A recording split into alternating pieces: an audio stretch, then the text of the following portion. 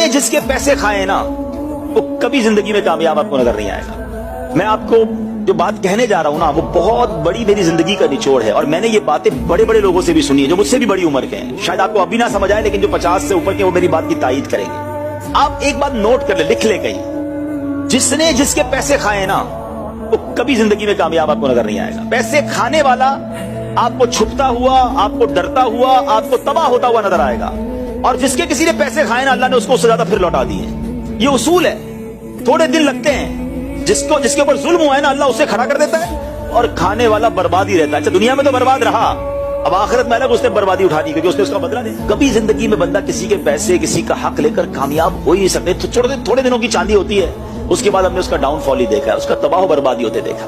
तो एक बात याद रखें, कभी किसी का हक मेरी तरफ नहीं आना चाहिए। वो उसको पूरा लौटा है, वो भूल गया फिर भी लौटा है, माफी भी मांगे, यार लेट हो गया भाई माजरत।